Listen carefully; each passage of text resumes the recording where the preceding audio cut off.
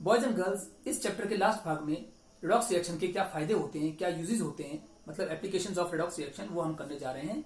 तो देखिए, applications of redox reaction में सबसे पहला फायदा हम जो उठाएंगे, जो हमारी आम जिंदगी में हमारे आसपास रेडॉक्स रिएक्शन के जो यूजेस हैं, फायदे हैं, उनमें सबसे पहला आता है फोटोसिंथेसिस में। हमारे आसपास ग्रीनरी ही ग्रीनरी, हरियाली होती है, खेतों में भी और बाहर जंगलों में भी। इनमें हरे पौधे जो होते हैं ये फोटोसिंथेसिस करते हैं इन द प्रेजेंस ऑफ सनलाइट, और इनके पत्तों के ऊपर एक ग्रीन पिगमेंट होती है क्लोरोफिल, उसकी प्रेजेंस में ये क्या करते हैं, फोटोसिंथेसिस करते हैं और ये अपना खाना तैयार करते हैं, मतलब फूड, भोजन लगता है इनके ऊपर, फ्रूट्स और फूड, अनाज वगैरह उगते हैं, उससे हम खाते हैं, सब लोग जिंदा रहते हैं, हर चीज, जानवर। तो अब इसका फायदा क्या है, तो फायदा तो समझ ही गए, लेकिन ये होता कैसे, देखिए फोटोसिंथेसिस में क्या होता है कि हरे पौधे जो होते हैं वो आसमान से, हवा, पत्तों से मतलब में CO2 गैस लेते हैं, कार्बन डाइऑक्साइड, और साथ में जड़ों से अपने पानी लेते हैं, वाटर लेते हैं, और 6 मॉलिक्यूल्स लेकर 6 मोल्स ऑफ CO2 और 6 मोल्स H2O लेकर, और साथ में सनलाइट, सूरज की रोशनी में, सन लाइट में, और साथ साथ उनके पौधों के पत्तों के ऊपर हरे रंग की एक पिगमेंट होती है जिसको हम जानते हैं क्लोरोफिल कहते हैं, आप जानते हैं अच्छी तरह से। क्लोरोफिल की प्रेजेंस में और सनलाइट की प्रेजेंस में वो क्या बनाते हैं, वो बनाते हैं C6H12O6, यानी कि एक तरह का, इसका नाम तो ऐसे ग्लूकोज है, ये तो सिंपल सी इक्वेशन लिखी है, लेकिन सिर्फ ग्लूकोज से नहीं, बहुत सारे और सब्सटेंस, सुक्रोज, फ्रक्टोज, कई तरह की चीजें बनाते हैं, तो कार्बोहाइड्रेट्स बनाते हैं, कहने का मतलब ग्लूकोज कार्बोहाइड्रेट का ही एक एग्जांपल है, और प्लस देते हैं ऑक्सीजन गैस। तो इस तरह से उन्होंने CO2 गैस ली, लिक्विड वाटर लिया, और ये सॉलिड के रूप में ग्लूकोज बनाया, यानी तरह तरह के कार्बोहाइड्रेट्स बनेंगे, और उसके बाद ऐसा करते हैं, ऑक्सीजन गैस देते हैं। तो जो बाकी जानवर होते हैं वो इसको खाते भी हैं, कार्बोहाइड्रेट्स को खाते हैं अनाज, फूड की तरह, और साथ में ऑक्सीजन गैस भी देते हैं बेटे। तो ये जो रिएक्शन है ये फोटोसिंथेसिस है। इसमें अगर आप कार्बन का ऑक्सीजन स्टेट देखेंगे तो +4 होती है कार्बन की, यहाँ ऑक्सीजन की -2 होती है ऑक्सीजन स्टेट, यहाँ वाटर में तो H की +1 और O की -2 होती है। आगे चले, यहाँ ऑक्सीजन में 0 होगी क्योंकि अकेला मॉलिक्यूल है, एलिमेंट्री फॉर्म में है, और यहाँ पर इसकी निकालोगे सबकी तो H की तो +1 होती है, ऑक्सीजन की -2, और सॉल्व करके कार्बन की X मान के निकालोगे तो उसकी आएगी 0 आएगी, अब करके देखना 0 आएगी।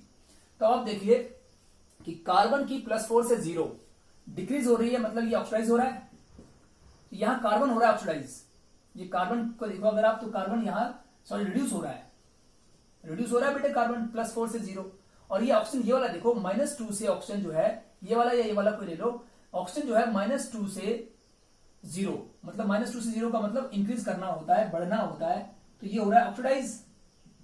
और रही बात हाइड्रोजन की, वो यहां भी +1 है, वहां भी +1 है, कोई चेंज नहीं आ रहा, उसकी तो मिटा देते हैं, कोई चेंज नहीं है। और आप देखो कि यहाँ ऑक्सीजन यहाँ भी -2 है, ये वाला ऑक्सीजन यहाँ भी -2 है, और यहाँ भी -2 है, इनमें कोई चेंज नहीं आ रहा है, तो इनको हटा दो, सिर्फ जो चेंज हो रहे हैं उनको लिखो, तो आपको मालूम पड़ जाएगा कार्बन की +4 से 0 वो रिड्यूस हो रहा है, यानी CO2 रिड्यूस हो रहा है, और वाटर में जो ऑक्सीजन है वो -2 से वहां 0 जा रहा है, मतलब इंक्रीज हो रहा है, ऑक्सीडाइज हो रहा है। तो इस तरह से ये भी एक रेडॉक्स रिएक्शन है, photosynthesis is a redox reaction, और वो लाइफ के लिए बहुत ही इंपॉर्टेंट है। नंबर 2 हम चलते हैं, इसका ऑपोजिट लेते हैं, नंबर 2 रेस्पिरेशन।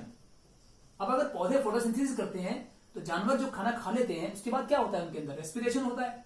रेस्पिरेशन जो होता है वो फोटोसिंथेसिस से ठीक उल्टा होता है, इससे उल्टी इक्वेशन लिख दोगे कि C6H12O6 + O2 gives CO2 + H2O। अब मैं ज्यादा इसको बैलेंस नहीं कर रहा हूं, वही इक्वेशन है, वही सब फेज है, लिक्विड गैस कौन है लिख दोगे, और इसके बाद आपको पता है कि यहाँ कार्बन की 0 होती है, हमने लिखी थी, निकाली थी, और ऑक्सीजन की 0 होती है, यहाँ CO2 में कार्बन की +4 होती है, और इसमें O की -2 होती है।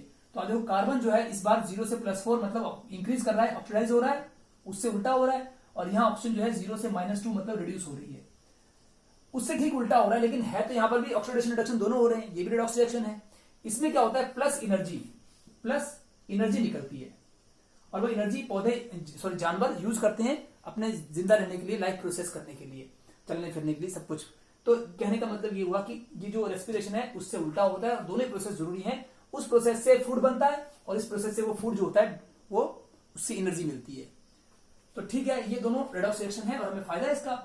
अब हम थर्ड यूज की ओर बढ़ते हैं कि in the manufacture of chemicals, manufacture का मतलब बनाना, बहुत सारे केमिकल बड़े पैमाने पे बनाना, उसे बोलते हैं manufacture of important chemicals, many important chemicals. तो मैं सिर्फ यहाँ केमिकल्स लिख रहा हूं, आप पूरा लिख देना, मेनी इंपॉर्टेंट केमिकल्स। बहुत सारे केमिकल्स बनाने में भी आपका रेडॉक्स रिएक्शन का यूज होता है, जैसे कि आप फ्लोरीन गैस बनाते हो, क्लोरीन गैस बनाते हो, H2SO4 सल्फ्यूरिक एसिड बनाते हो, नाइट्रिक एसिड बनाते हो, HNO3, आपको पता है सब के सब कमाल की चीजें हैं, सोडियम हाइड्रोक्साइड है, ऐसे कई केमिकल्स और भी आ सकते हैं बहुत सारे, तो जैसे मैंने कुछ एग्जांपल के नाम तो लिख ही दिए, इसके अलावा और कौन कौन से एग्जांपल्स ले सकते हो? जैसे आप कार्बन डाइऑक्साइड को अगर बनाते हैं प्योर फॉर्म में बनाते हैं, वाटर अगर आप प्योर बनाते हैं, वो सब बात तो आती ही है।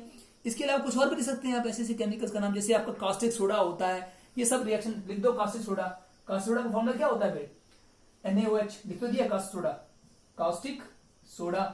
इसके अलावा और भी लिख सकते हो आप यहाँ पर, जैसे कि NaHCO3, मतलब कि वो क्या है? बेकिंग सोडा, वॉशिंग सोडा, ऐसे कई चीजें, ऐसे कई केमिकल्स होते हैं वो आपके रेडॉक्स रिएक्शन होते हैं तब बनते हैं। यानी इनको बनाने के लिए जो रिएक्शन यूज किए जाते हैं वो सब के सब रेडॉक्स रिएक्शन होते हैं। इसको मैं यहीं पे छोड़ रहा हूँ।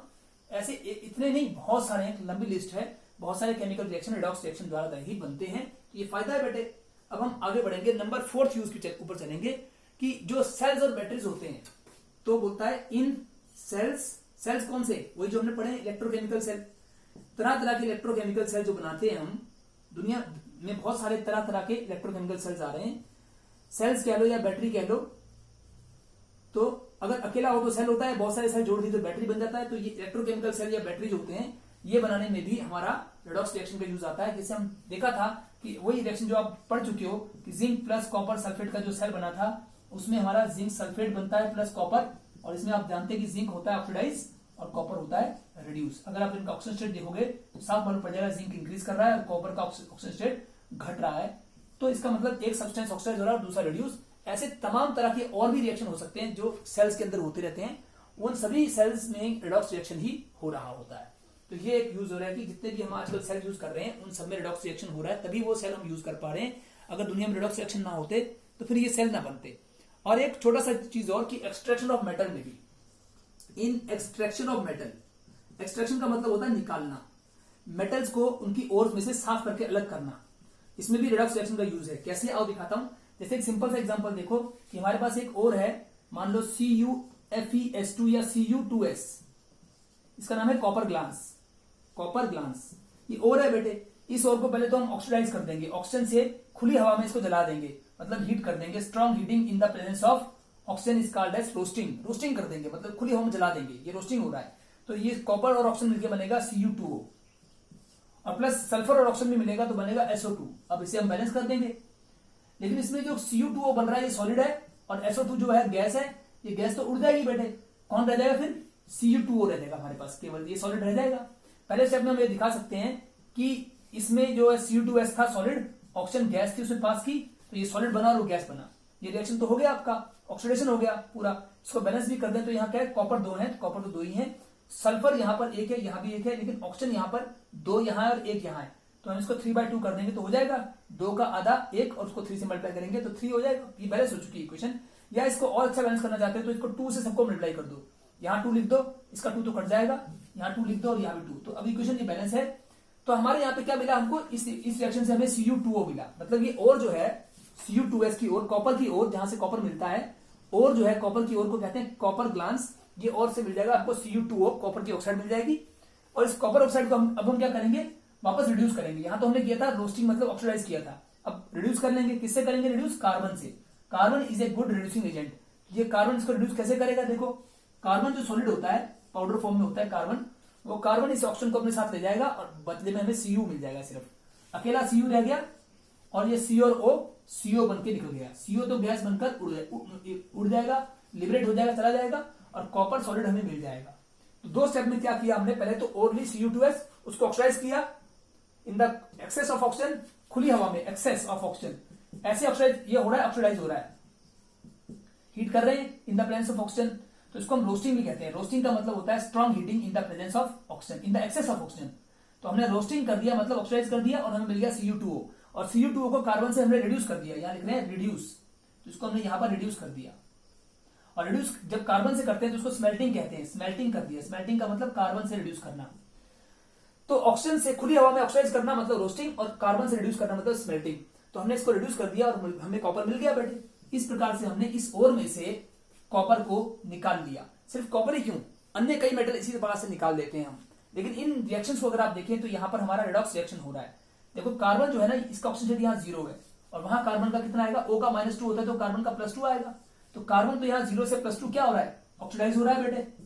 और यहाँ पे कॉपर को देखो, इस ऑक्सीजन का -2 था तो कॉपर का सॉल्व करके +1 आएगा, करके देखना +1 आएगा यहाँ कॉपर का, और वहां अकेला कॉपर है तो 0 आएगा। कॉपर +1 से 0 क्या हो रहा है, घट रहा है, मतलब रिड्यूस हो रहा है। तो आपने देखा इस रिएक्शन में कॉपर हो रहा है रिड्यूस और कार्बन हो रहा है ऑक्सीडाइज, मतलब ये रिडॉक्स रिएक्शन ही तो है। ऊपर वाले रिएक्शन को भी ऐसे निकाल सकते हो। यहाँ पर भी अगर आप ऑक्सीजन देखो तो यहाँ 0 होगा और वहां पे ऑक्सीजन का -2 होगा, तो ऑक्सीजन तो हो रहा है रिड्यूस। और कार्बन कॉपर को देखोगे तो कॉपर सल्फर को देखोगे, सल्फर यहाँ पर सल्फर का यहाँ -2 है और वहां सल्फर का +4 आ रहा है। तो सल्फर -2 से +4 मतलब लिख देता हूं ऊपर, सल्फर यहाँ -2 है और वहां सल्फर +4 है, मतलब ऑक्सीडाइज कर रहा है। -2 से +4 तो ऑक्सीडाइज करना ही होता है। और ऑक्सीजन को देखो यहाँ 0 था और यहाँ पर जाकर ऑक्सीजन कितना है, Cu2 में ऑक्सीजन -2 है। आप समझ पा रहे हो कि सल्फर जो है -2 से +4 मतलब ऑक्सीडाइज कर रहा है और ऑक्सीजन 0 से -2 मतलब रिड्यूस कर रहा है। तो ये रिडॉक्स रिएक्शन है। तो इसका मतलब साफ हुआ कि कोई भी मेटल ले लो, सिर्फ यही मेटल क्यों, कोई भी मेटल लोगे तो 2 स्टेप में होगा, पहले रोस्टिंग फिर स्मेल्टिंग मतलब रिडक्शन, और दोनों ही रिएक्शन जो होंगे इसमें दोनों के दोनों रिडॉक्स रिएक्शन है। इसका मतलब साफ है कि हम किसी मेटल को अगर उसकी ओर से निकालते हैं, एक्सट्रैक्ट करते हैं, तो उसके रिएक्शन जो होते हैं रिडॉक्स रिएक्शन ही होते हैं। ये फायदा है बेटे रिडॉक्स रिएक्शन का कि उससे हम किसी मेटल को निकाल सकते हैं, एक्सट्रैक्ट कर सकते हैं। ये सब यूजेस आप पढ़िएगा, और भी बहुत सारे आम लाइफ में यूज होते हैं, पर मेनली आपको ये सब तैयार कर लेना है। ओके, थैंक यू बच्चों। यहाँ तक ये वीडियो में मैंने कुछ एक एग्जाम्पल बताए हैं, ऐसे और बहुत सारे एग्जाम्पल होते हैं, लेकिन हमने उसको एक सीमित वे में समझाने के लिए ये सब टॉपिक्स दिए हैं। Thank you.